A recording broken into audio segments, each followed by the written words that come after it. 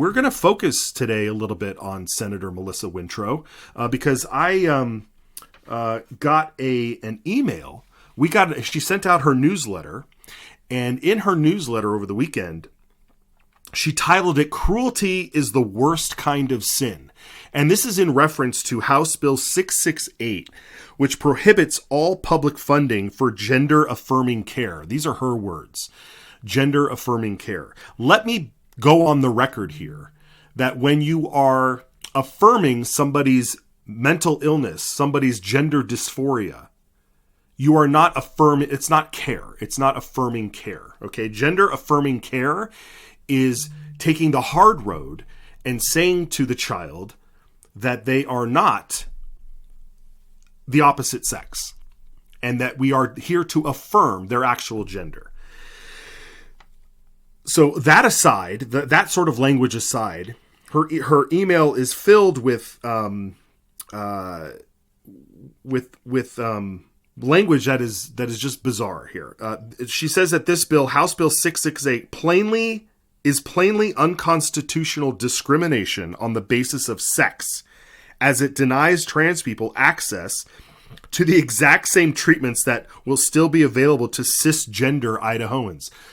Oh boy. First, as an aside, cisgender, such an offensive term. I don't even know what that means. I don't even know where that word came from and why people use it. It's disgusting. As it denies trans people access to the exact same treatments. Quote unquote cisgender Idahoans going in for sex change operations to be paid for by the government. That's the whole point. It doesn't matter what you think in your mind. If you are expecting the government to pay for you to change sexes, that is prohibited. If you want to do it on your own dime, go right ahead. But public funding for this, for whatever reason you think in your mind, is now no longer going to be is going to do it. Okay. She then says down here below, court battle in front of us. Unfortunately, we will have to fight 668 in court.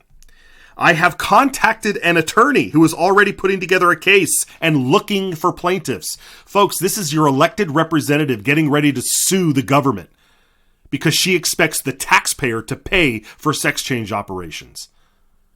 I told you folks, that every time these people stand up and say, this is going to bring about a lawsuit, it feels like a threat.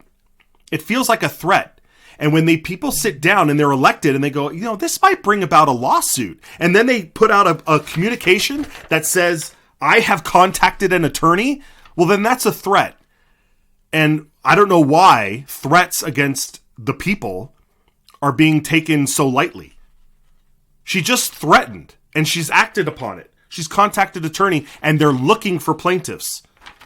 So it doesn't even mean that there is somebody that wants to sue.